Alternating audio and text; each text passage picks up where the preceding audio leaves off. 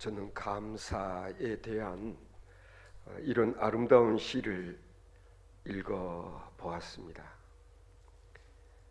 세상을 산다는 게 문득 외로워져 집을 나와 겨울 거리를 걸어보니 차가운 바람의 한기를 느끼며 그동안 나의 몸을 따스하게 감싸주던 두터운 외투에게 고맙고, 외투가 없으면 춥다는 걸 느끼게 해주는 내 몸에게도 고맙다. 사랑에 실패한 후 헤어지고 나서야 비로소 사랑의 소중함을 알게 해준 이별에게도 고맙고, 쓰린 이별 덕분에 하늘이 무너질 것 같은데도 불구하고 아직도 내 머리 위에서 무너지지 않게 든든하게 서 있는 푸른 하늘에게도 고맙다. 푸른 하늘을 바라보다가 문득 흐려져 비가 내릴 것 같은 하늘을 느끼며 인생을 산다는 건 행복하다가도 문득 흐려질 수도 있다는 것을 몸소 알려준 하늘에게 다시 또 고맙고, 그걸 느낄 수 있게 하늘을 바라볼 수 있는 여유를 주신 하나님께 감사한다. 고맙다, 고맙다, 다 고맙다. 이 세상은 고마운 것 투성이다. 어쩌면 오늘 우리들에게 꼭 필요한 것이 있다면 바로 이와 같은 감사를 할 수 있는 그런 마음의 여유가 아닐까 싶습니다. 그러나 사실 이런 감사, 이런 마음 갖는다는 것 결코 쉬운 일이 아닙니다. 우리가 성경을 읽을 때마다 경험하는 일들 있지 않습니까? 과거 하나님의 선민이라는 자부심을 갖고 사는 저 유대인들은 어떠했는가? 여러분 아시는 그대로입니다. 이스라엘 민족이 애굽에서 종노릇할 때 그들의 울부짖는 소리를 하나님께서 들으시고 그들을 출애굽하게 하셨습니다. 자, 애굽으로부터 벗어나 이제 광야에 이르렀는데 마음이 변한 바로가 보낸 군대가 출애굽한 이스라엘 백성들을 추격해 오지 않습니까? 황급히 도망을 가는 그들 앞에 이게 웬 것입니까? 홍해 바다가 가로막고 있는 것입니다. 뒤에는 추격해 오는 애굽의 군대, 앞에는 더 이상 진로를 가로막고 있는 이 홍해바다. 그렇게 되자 이스라엘 백성들은 지도자 모세를 원망했습니다. 왜 애굽에는 장지가 없어서 우리를 이끌어 이곳까지 오게 했는가? 이제는 꼼짝없이 죽게 되지 않았는가? 하면서 모세를 원망하는 것이었습니다. 그때 모세가 백성들에게 뭐라고 말했습니까? 너희는 두려워하지 말고 가만히 서서 여호와께서 오늘 너희를 위하여 행하시는 구원을 보라. 여호와께서 너희를 위하여 싸우시리니 너희는 가만히 있을지어다. 이것이 모세의 믿음이었습니다. 하나님께서 모세에게 말씀하셨습니다. 이스라엘 자손에게 명령하여 앞으로 나아가게 하고 지팡이를 들고 손을 바다 위로 내밀어 그것이 갈라지게 하라. 이스라엘 자손이 바다 가운데서 마른 땅으로 행하리라. 모세가 하나님께서 지시하신 대로 바다 위로 이렇게 손을 내밀매 하나님께서 큰 돌풍이 밤새도록 바닷물을 물러가게 하시니 물이 갈라져 바다가 마른 땅같이 되었다고 했습니다. 이스라엘 백성들은 바다 가운데를 마치 육지를 걸어가듯 걸었고 그 좌우에는 바닷물이 갈라져서 벽을 이루게 되었다라고 출애굽기에 기록이 되어 있지 않습니까? 이스라엘 백성은 홍해바다를 마치 마른 땅을 걷는 것처럼 건너게 되었고, 그리고 이런 이스라엘 백성들을 추격해 왔던 애굽의 군대는 다시 바닷물이 합쳐지는 바람에 전부 바다에 잠기게 되어지는 그런 놀라운 일들이 있었음을, 아니 하나님은 이런 식으로 당신이 택하셨던 이스라엘 백성을 구원하셨다고 성경은 우리에게 증언하고 있지 않습니까? 이스라엘 백성은 이처럼 출애굽 과정에서 엄청난 하나님의 능력과 그 도우심과 그리고 자신들을 어떻게 구원하시는지를 그들은 수도 없이 보았고 그리고 경험을 했습니다. 그래서 성경에 보면 이스라엘은 여호와께서 애굽 사람들에게 행하신 그 큰 능력을 보았으므로 백성이 여호와를 경외하며 여호와와 그의 종 모세를 믿었더라, 그렇게 기록이 되어 있습니다. 여러분, 항상 그렇습니다. 좋을 때는 희낙낙하고 또 조금만 서운하고 섭섭하면 그냥 오만상을 찌푸리고, 그리고 때로는 원망하는 이런 일들은 왜인 것입니까? 그것은 상대방을 제대로 믿지 못하기 때문인 것입니다. 그들이 죽게 되었다고 원망할 때 하나님은 그들에게 살 길을 열어주셨고, 그리고 물이 써서 못 마시겠다고 했을 때에 하나님은 바위 틈에서 단물이 샘솟게 해주셨고, 그들이 광야에서 배고프다고 원망하면 만나를 주셨고, 고기를 먹고 싶다고 했을 때에 하나님께서는 메추라기를 주셨습니다. 목마르다고 원망하면 반석에서 생수를 주셨습니다. 이토록 헤아릴 수 없는 그런 하나님의 놀라운 기적 그리고 응답을 체험한 그들이었지만, 그러나 그들의 이 불평하고 원망하는 습성은 고쳐지지 아니했습니다. 왜 그랬을까요? 한마디로 하나님을 믿는다고 하면서도 기적을 수도 없이 보여주셨던 하나님에 대한 믿음이 제대로 된 믿음이 못 되었기 때문이다. 그렇게밖에 설명을 할 수가 없는 것입니다. 성도 여러분, 우리가 인생을 살아가는 과정에서 때로는 위험을 겪고 때로는 위기적인 그런 상황을 만날 때가 있습니다. 그럴 때 우리에게 필요한 게 무엇이냐? 하나님에 대한 믿음인 것입니다.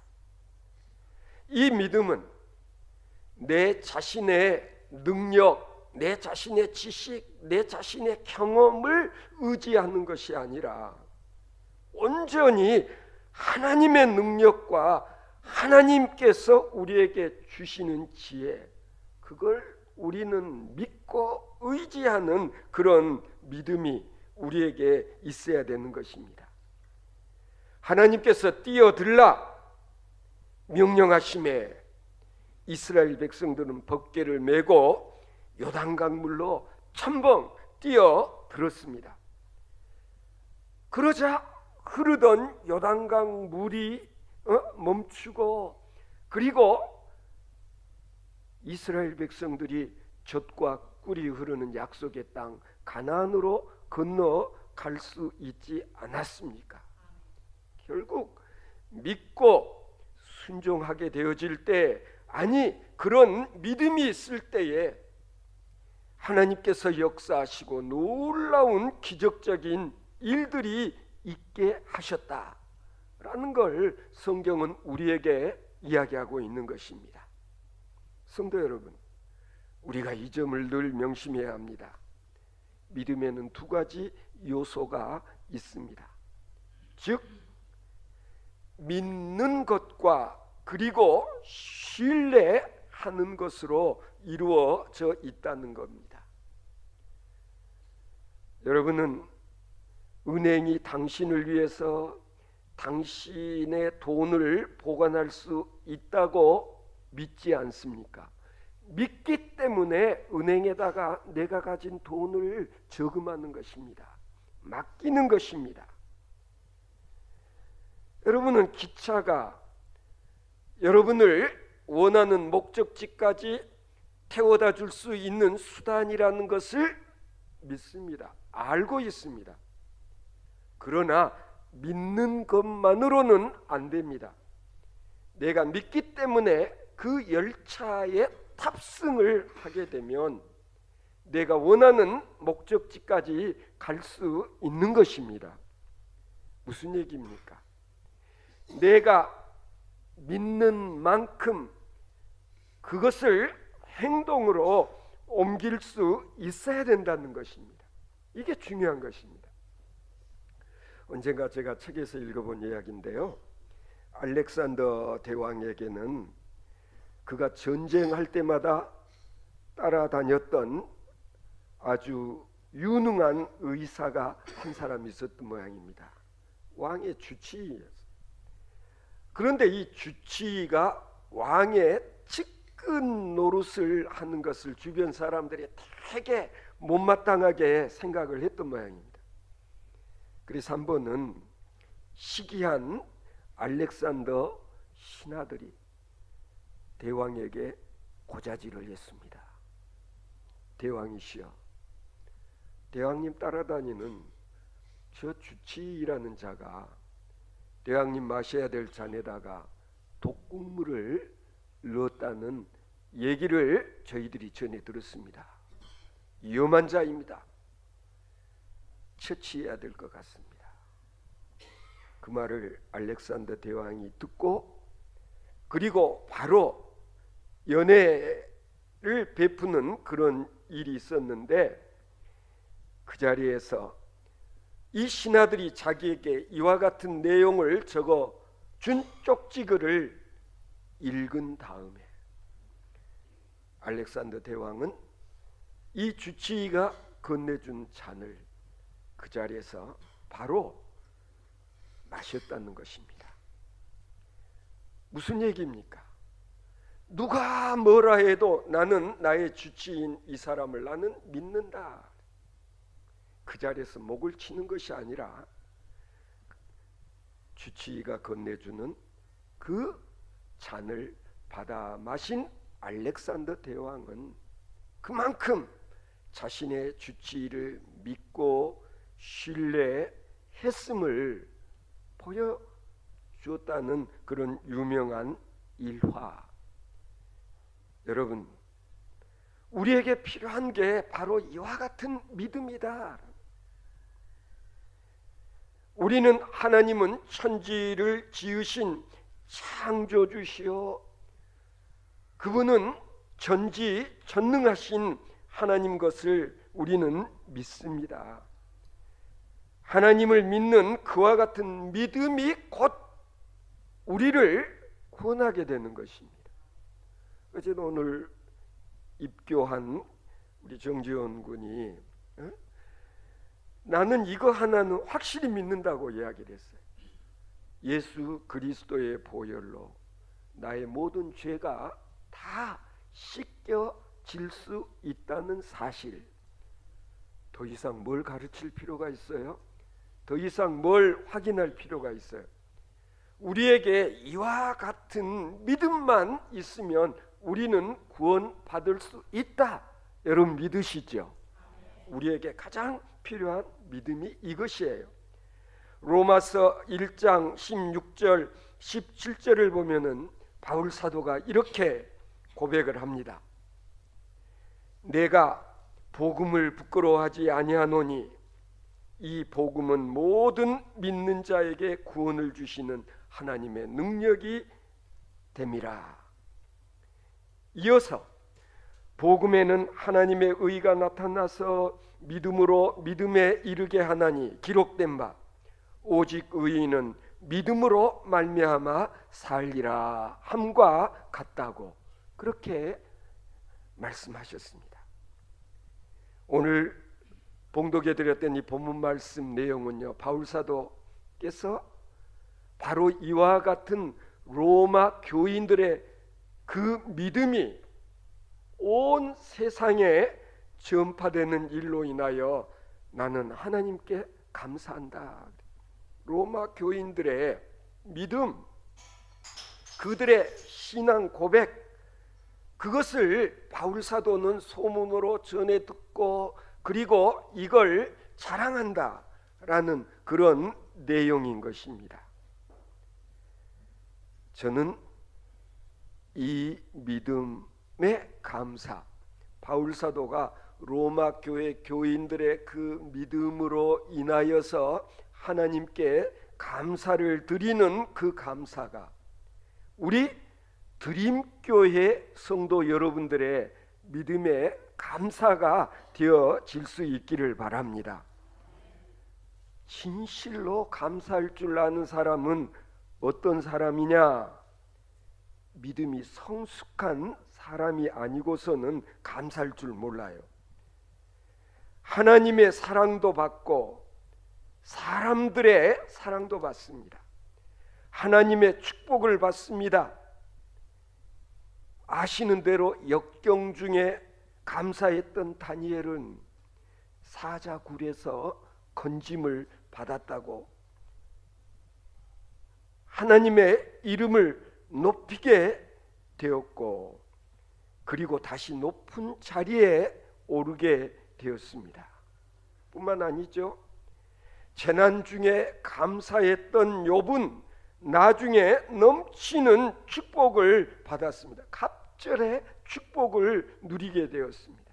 옥중에서 감사할 수 있었던 바울과 실라는 어떠했습니까?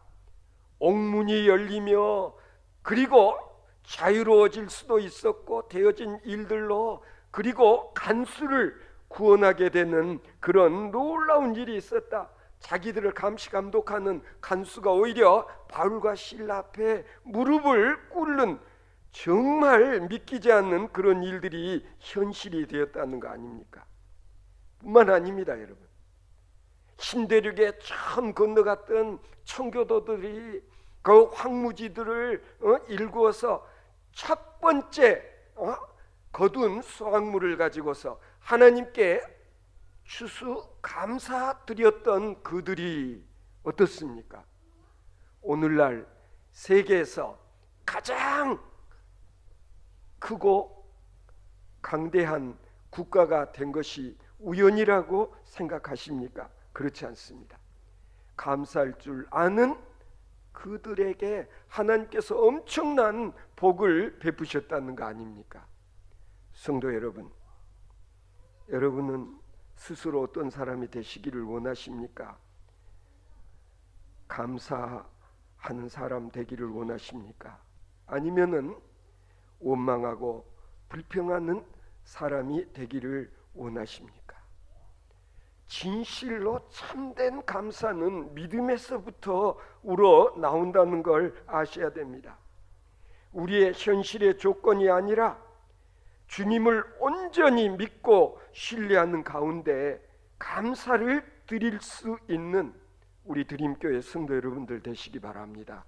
성도 여러분, 오늘 우리는 또 한번 추수감사 주일을 지키고 있습니다. 하나님 앞에 어떤 감사를 바치셨습니까? 비록 현재의 상황이 어둡고 절망적이고 낙심하기 딱 좋은 그런 형편과 처지에서도 하나님을 믿고 하나님의 은혜를 믿고 하나님의 도우심을 믿으며 어려운 상황에서도 하나님께서 도와주심으로 인하여서 최후의 승리의 삶을 살게 될 줄로 믿는 저와 여러분들 되어질 수 있기를 바랍니다. 그런 믿음으로 우리가 하나님께 감사드리게 되어질 때 하나님께서 더 많은 복을 누리며 살아갈 수 있는 우리 성도 여러분들 되게 해 주실 줄로 믿습니다.